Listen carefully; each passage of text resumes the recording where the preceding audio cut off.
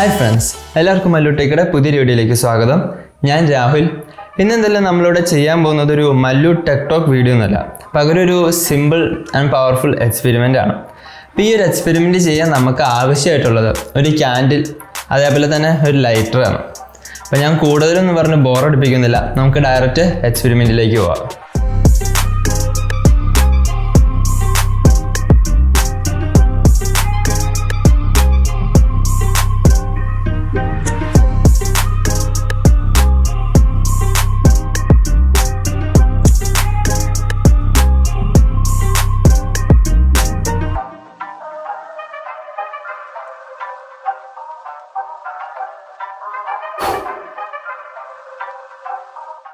Wow, that was amazing, right? How is that possible? Let's find out. അപ്പോൾ ഈ ഒരു experiment നിങ്ങളൊരു candle ആദ്യം എവിടെയെങ്കിലും പ്ലേസ് ചെയ്യുക.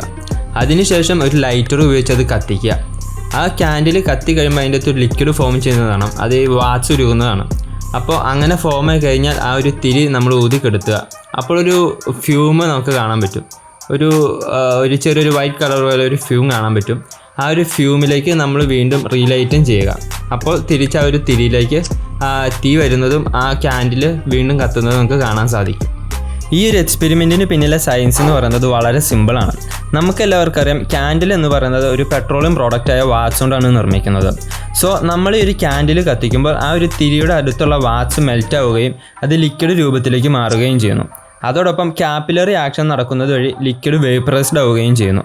അതുകൊണ്ടാണ് ഈ ഒരു ഫ്യൂമിൻ്റെ രൂപത്തിൽ നമ്മൾ അറ്റ്മോസ്ഫിയറിൽ കാണുന്ന ഒരു ഗേഷ്യസ് ഗ്യാസ് നമ്മൾ ലൈറ്റും ചെയ്യുമ്പോൾ ക്യാൻഡിൽ വീണ്ടും കത്തുന്നത്. അപ്പോൾ തീർച്ചയായും ഈ ഒരു എക്സ്പെരിമെൻ്റ് എല്ലാവരും ട്രൈ ചെയ്ത് നോക്കുക.